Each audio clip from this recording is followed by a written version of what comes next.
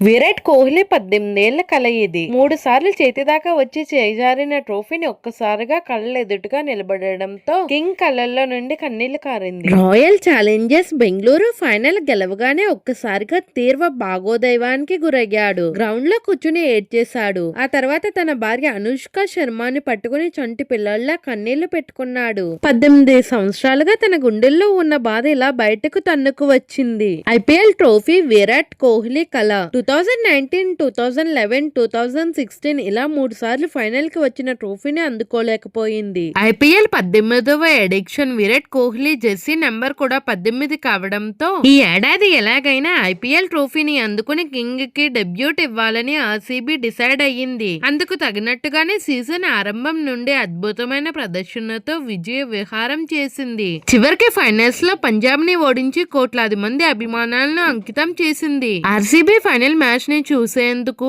అనుష్క శర్మతో పాటు mister T20 AB de Villiers కూడా stadium కి వచ్చారు. ఇంకా మ్యాచ్ ఆర్సీబీ చేతిలోకి వచ్చింది అనే సమయానికి డివిలియర్స్ బౌండరీ దగ్గరే ఉన్నాడు. విరాట్ కోహ్లీ కూడా డివిలియర్స్ ఉన్న చోటుకి వచ్చి ఆఖరి 5 ఓవర్స్ అక్కడే ఫీల్డింగ్ చేశారు. మ్యాచ్ గెలిచిన తర్వాత విరాట్ కోహ్లీ ముందుగా ఏబీడీని హగ్ చేసుకున్నాడు. ఏబీ డివిలియర్స్ కూడా తీవ్ర భాగోదయానికి గురయ్యాడు. గ్రౌండ్ లో సెలబ్రేషన్స్ ముగిసిన తర్వాత విరాట్ కోహ్లీ నేరుగా అనుష్క శర్మ దగ్గరకు వెళ్లాడు. విరాట్ రావడాన్ని చూసిన అనుష్క శర్మ పరిగెత్తుకుంటూ వచ్చి విరాట్ ను హగ్ చేసుకుంది. అప్పటికే కన్నీళ్లతో ఉన్న కోహ్లీ అనుష్కని హగ్ చేసుకుని చంటి పిల్లోళ్లా ఏడవడం మొదలు పెట్టాడు. విరాట్ కోహ్లీ కన్నీళ్లు తుడిచిన అనుష్క మనం గెలిచాము అంటూ అన్నది. ట్రోఫీని అందుకున్న తర్వాత అనుష్క శర్మ విరాట్ కోహ్లీ కలిసి సంబరాలు చేసుకున్నారు.